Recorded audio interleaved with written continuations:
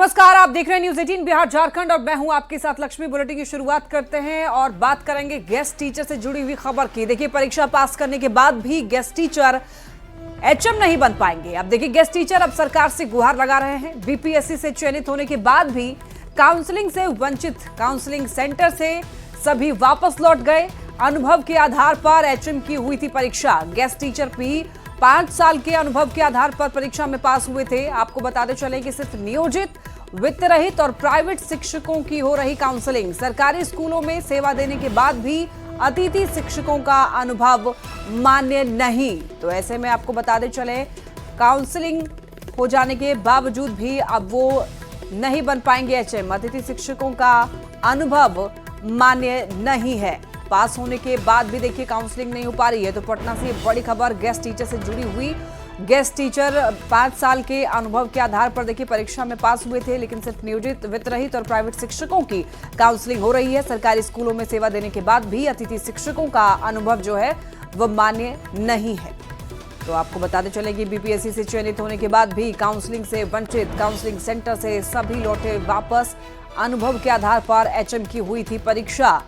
ये बड़ी खबर गेस्ट टीचर से जुड़ी हुई आप तक पहुंचा रहे हैं। परीक्षा पास करने के बाद भी गेस्ट टीचर नहीं बन सकेंगे एचएम। जी हां, गेस्ट टीचर अब सरकार से गुहार लगा रहे हैं। बीपीएससी से चयनित होने के बाद भी काउंसलिंग से वंचित और काउंसलिंग सेंटर से सभी लौटे वापस। अनुभव के आधार पर यानी कि एक्सपीरियंस के आधार पर एचएम की परीक्षा हुई थी। गेस्ट टीचर भी 5 साल के अनुभव के आधार पर ही परीक्षा में पास भी हुए थे, लेकिन सिर्फ नियोजित, वित्त रहित और प्राइवेट शिक्षकों की हो रही काउंसलिंग। सरकारी स्कूलों में सेवा देने के बावजूद भी गेस्ट टीचर्स का एक्सपीरियंस जो है वो मान्य नहीं है। तो ऐसे में अब गेस्ट टीचर सरकार से गुहार लगा रहे हैं।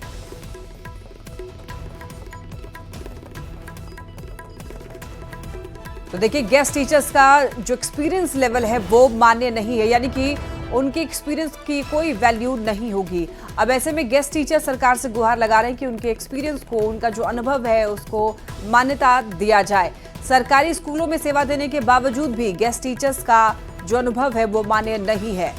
और ऐसे में कहा जा रहा है कि सिर्फ नियोजित, वित्त रहित और प्राइवेट शिक्षकों की काउंसलिंग हो रही है। ज्यादा जानकारी के लिए न्यूज 18 संवाददाता रजनीश हमारे साथ जुड़ रहे हैं।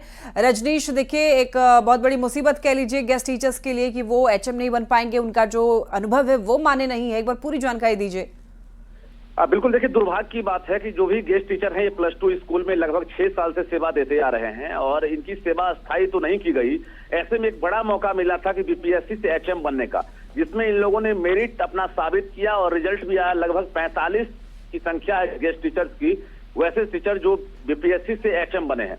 अब जब नियुक्ति होनी है, यानी अब इनका चयन हो गया है, तब जाकर इनकी काउंसलिंग पर रोक लगा दी गई है। कहा यह जा रहा है कि आपके अनुभव को मान्यता नहीं दी गई है, यानी प्राइवेट स्कूल के टीचर, वित्त रहित टीचर और जो नियोजित टीचर हैं वो पास किए हैं, उनकी काउंसलिंग हो रही है। लेकिन जो गेस्ट टीचर्स हैं ये मेरिट साबित कर दिए हैं, पास कर गए हैं, फिर भी इनकी काउंसलिंग नहीं की गई है। ऐसे में ये एचएम नहीं बन सकेंगे। कुल मिलाकर ये सीएसएस के विद्यार्थी से लेकर सरकार से ये गुहार लगा रहे हैं कि हम लोगों ने अपनी मेरिट साबित की है, हमें भी एचएम बनने का मौका दीजिए, क्योंकि हमारे पास अब विकल्प नहीं है और हमारी उम्र भी खत्म होने वाली है। जी लक्ष्मी। लेकिन रजनीश, देखिए, जब इन्होंने एग्जामिनेशन में ये लोग बैठे, पास भी हुए हैं मेरिट के लेवल पे, क्या उससे एग्जाम देने से पहले इस बात की जानकारी गेस्ट टीचर्स को नहीं थी? बिल्कुल महत्वपूर्ण सवाल है कि जो विज्ञापन है उसमें गेस्ट टीचर शब्द का इस्तेमाल नहीं किया गया था, विभाग का ये कहना है। लेकिन सबसे बड़ी बात है कि जब ये परीक्षा में शामिल हुए थे, एडमिट कार्ड कैसे जारी हो गया, इनका रिजल्ट जो है कैसे जारी हुआ, और जब डॉक्यूमेंट्स वेरिफिकेशन यानी काउंसलिंग जब हो रही है तब जाकर इन्हें वंचित किया गया है। तो कहीं ना कहीं ये आक्रोश भी है और गेस्ट टीचर अब सवाल भी पूछ रहे हैं। लक्ष्मी। ठीक है रजनीश, बहुत धन्यवाद आपका इन तमाम जानकारियों के लिए। तो गेस्ट टीचर जो है सरकार से गुहार लगा रहे हैं कि उनका जो अनुभव है, जो उनका एक्सपीरियंस है, उसको मान्यता दिया जाए। जो बीपीएससी की परीक्षा आयोजित हुई थी हेडमास्टर की, उसको क्वालिफाई करने के बावजूद जो हम लोग काउंसलिंग से रोक दिया गया।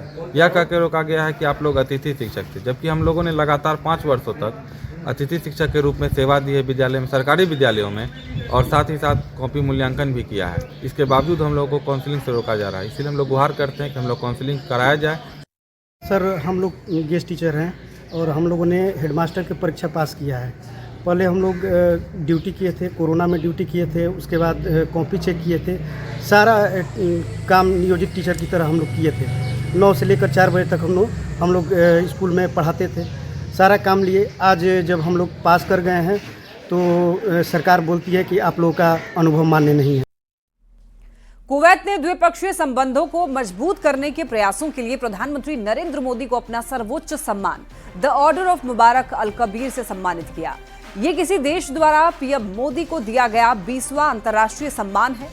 मुबारक अल कबीर का आदेश कुवैत का नाइटहुड आदेश है। ये आदेश मित्रता के संकेत के रूप में राष्ट्राध्यक्षों और विदेशी संप्रभुओं और विदेशी शाही परिवारों के सदस्यों को प्रदान किया जाता है। इससे पहले देखिए सम्मानित किए गए नेताओं में बिल क्लिंटन, प्रिंस चार्ल्स और जॉर्ज बुश शामिल हैं।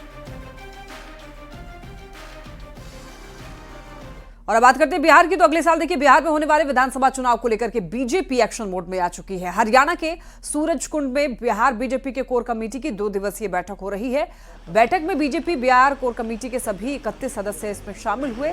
और देखिए शनिवार को केंद्रीय गृह राज्य मंत्री नित्यानंद राय के दिल्ली स्थित आवास पर सभी नेता जुटे थे और जिसमें कोर कमेटी की होने वाली बैठक का एजेंडा तय किया गया था।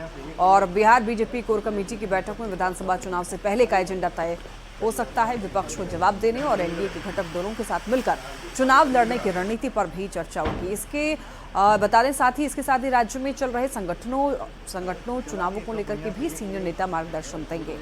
जायजा लिया न्यूज 18 संवाददाता नितेश सिंह ने। बिहार बीजेपी कोर ग्रुप की बैठक यहाँ पर हरियाणा के फरीदाबाद के सूरजकुंड में हो रही है। 2 दिन तक महामंथन होने वाला है। बैठक की शुरुआत हो गई है यहाँ पर फरीदाबाद के सूरजकुंड में और इसी जगह पर बिहार बीजेपी के तमाम वरिष्ठ नेता यहाँ पर पहुंचे हुए हैं, जहाँ पर प्रभारी विनोद तावड़े भी होंगे और साथ में संगठन महामंत्री, जो राष्ट्रीय संगठन महामंत्री हैं बीएल संतोष, वो भी इस बैठक में शिरकत करने वाले हैं। तो निश्चित रूप से बीजेपी लगातार बिहार विधानसभा चुनाव को लेकर के अपनी तैयारी में जुट गई है। अगले साल के आखिर में बिहार में विधानसभा चुनाव होने हैं, अभी काफी वक्त है, लेकिन बीजेपी की तैयारी को देखिए, अभी से ही प्लानिंग में जुट गई है, स्ट्रेटजी बनाने में जुट गई है। और इसी कड़ी में बिहार के तमाम वरिष्ठ नेता यहाँ पर पहुंचे हुए हैं और यहाँ पर 2 दिनों तक लगातार मंथन होगा। इसके पहले कल रात गृह राज्य मंत्री नित्यानंद राय के दिल्ली स्थित आवास पर बैठक हुई, जिसमें प्रमुख नेता शामिल हुए। उसमें एजेंडा तय हुआ किस तरह से आगे बढ़ना है। तो बिहार बीजेपी कोर ग्रुप के जितने भी यहाँ पर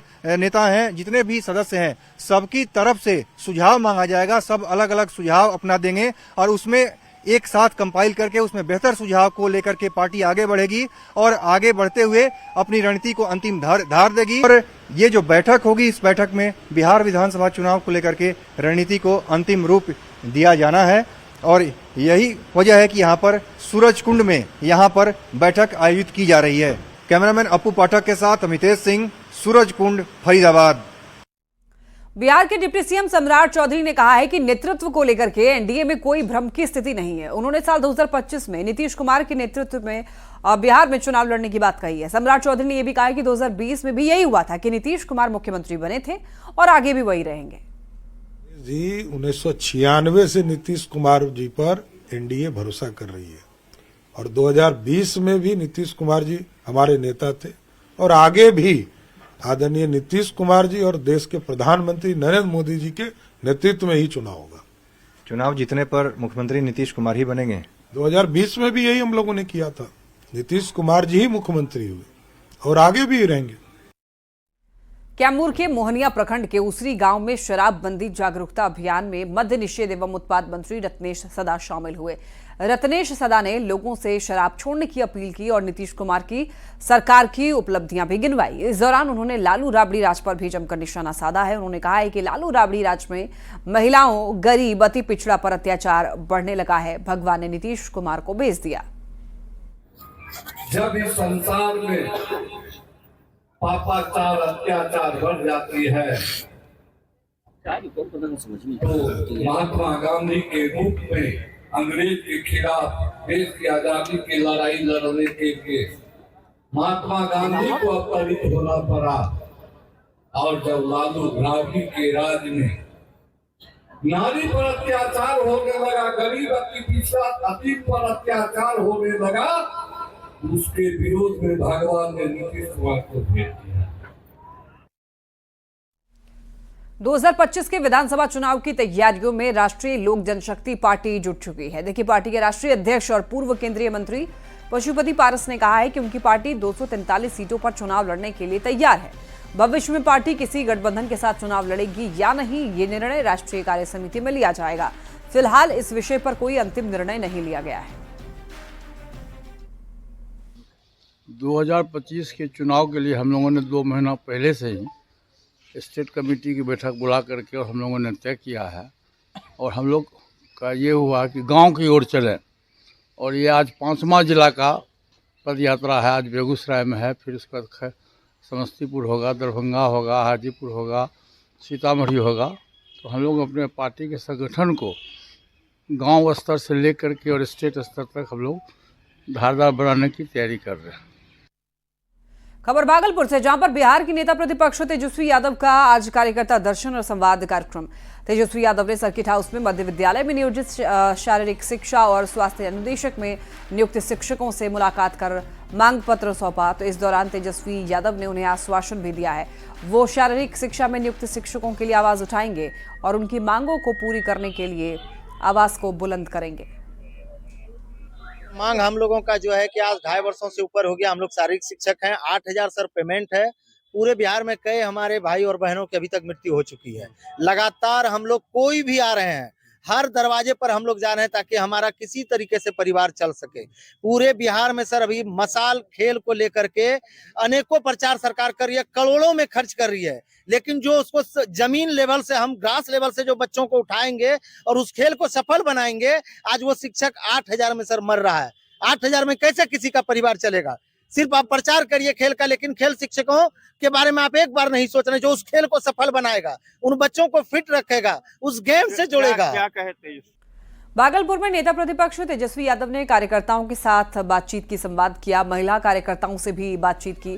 तेजस्वी यादव ने कहा कि महागठबंधन की सरकार बनते ही माई बहन मान योजना के तहत 2500 रुपए हर महीने महिलाओं को दिया जाएगा। 200 यूनिट फ्री बिजली के साथ वृद्धा, विधवा और दिव्यांग पेंशन बढ़ाकर 1500 रुपए कर दिया जाएगा। घरेलू सिलेंडर का दाम घटा करके 500 रुपए कर दिया जाएगा। आर्थिक न्याय मिलेगा, इसी के तहत ये योजना जो है बहुत ही महत्वपूर्ण योजना है। खास तौर पर जब हम लोगों ने सर्वे कराया तो 94 लाख परिवार ऐसा है जिसका आय महीना में 6,000 रुपये से कम। तो खास तौर पे उन महिलाओं को आर्थिक न्याय जो है मिलेगा, और कम से कम बचत हो घर पे, बच्चा अगर बीमार पड़े तो दवा भी खरीद लें। कल से सीएम नीतीश कुमार की प्रगति यात्रा की शुरुआत हो रही है। प्रगति यात्रा का ये पहला चरण होगा। बेतिया के अलावा इस यात्रा के तहत मुख्यमंत्री नीतीश कुमार मोतिहारी, शिवहर, सीतामढ़ी, वैशाली और मुजफ्फरपुर भी जाएंगे। पहले चरण की यात्रा का 28 दिसंबर को समापन होगा। इस दौरान सीएम विकास कार्यों का जायजा लेंगे, साथ ही आम जनता से सीधे संवाद स्थापित करेंगे। तो इस दौरान कई योजनाओं का शिलान्यास और उद्घाटन भी होगा। पश्चिम चंपारण जिले के चनपटिया से यात्रा की शुरुआत होगी। मुख्यमंत्री नीतीश कुमार 24 दिसंबर को प्रगति यात्रा के दौरान पूर्वी चंपारण पहुंचेंगे। यहां पर केसरिया और सुगौली की पंचायत में लगभग 200 करोड़ की कई योजनाओं का उद्घाटन और शिलान्यास करेंगे। मुख्यमंत्री के आगमन को लेकर के पंचायत से लेकर जिला समाहरणालय में जोर शोर से तैयारी चल रही है। रोहतास के विक्रमगंज में लालू प्रसाद आरजेडी नेता और अल्पसंख्यक आयोग के पूर्व अध्यक्ष कबूल खान के बेटे की शादी के समारोह में शामिल होने के लिए पहुंचे।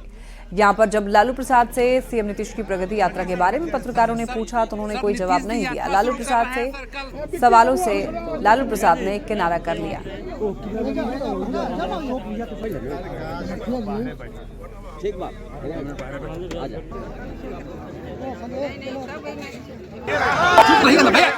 यात्रा पर निकल रहा है सर, कल से। सर नीतीश जी की यात्रा पर क्या कहेंगे सर? प्रगति यात्रा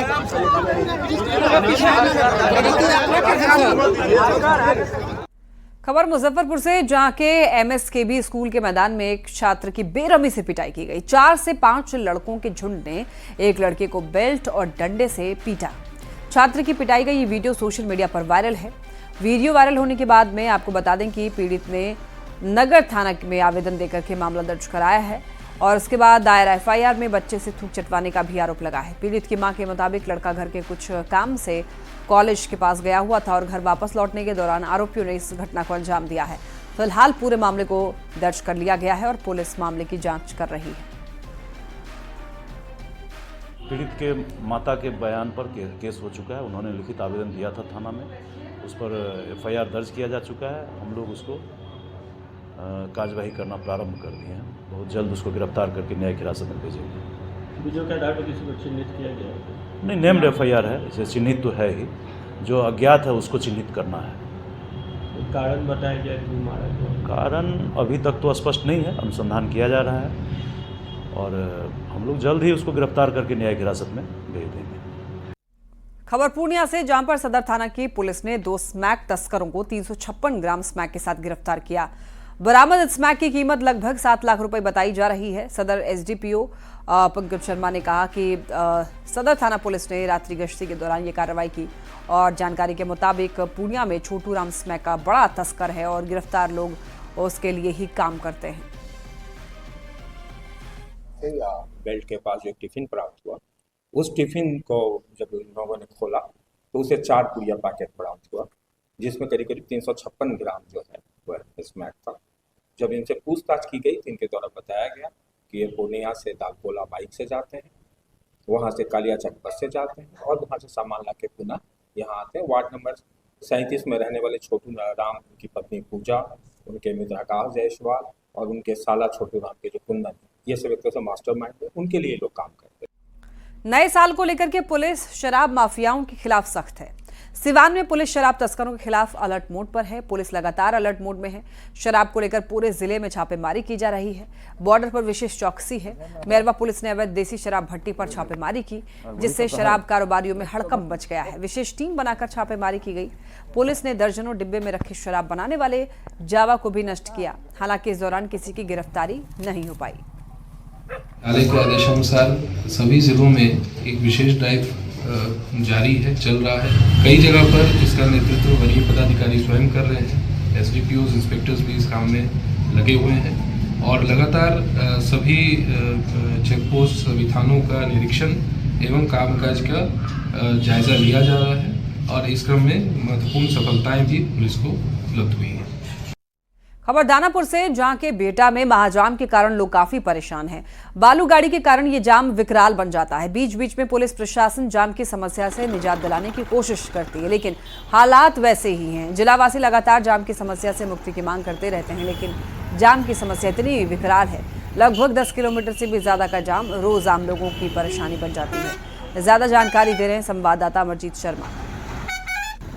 हम मौजूद है बिहटा चौक पर और बिहटा में लगातार जाम लग रहे हैं। 2 दिन जाम हटता है तो फिर से वही जाम की स्थिति पैदा हो जाती है। आप देख सकते हैं तस्वीरों में किस तरह से दोनों तरफ से गाड़ियों में जाम लगा हुआ है। धीरे धीरे गाड़ियां बढ़ रही है।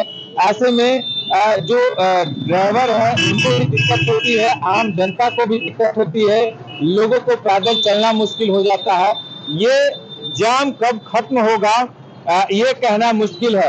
हालांकि जाम खत्म करने की कोशिश की जाती है और यहाँ पे देखिए जो ट्रैफिक पुलिस है वो भी लगाया गया है और दोनों तरफ दोनों लेन जो है धीरे धीरे यहाँ छोड़ा जाता है और जाम जो है हटता है। जाम कैसे लग जाता है? जाम लग जाता है, वही बालू गाड़ी से जाम लगता है। लग जाता है बालू गाड़ी। आज भी जाम है? आज भी जाम है। 3 दिन जाम नहीं था लेकिन आज जाम है। अभी से शुरू हो गया ना, तो रातों भर चलेगा। रातों भर चलेगा। बबू वाला गाड़ी घिस नहीं पाता, बालू वाला गाड़ी घिस नहीं पाता, यही कारण हो गया। बड़ा गाड़ी फरमेरा से निकल रहा है। ऐसे तो बहुत परेशानी होती है। क्या परेशानी होती है कि स्कूल का बच्चा भी पढ़ने के लिए वही लौट कर चला जाता है, तो भी नहीं कर पाता।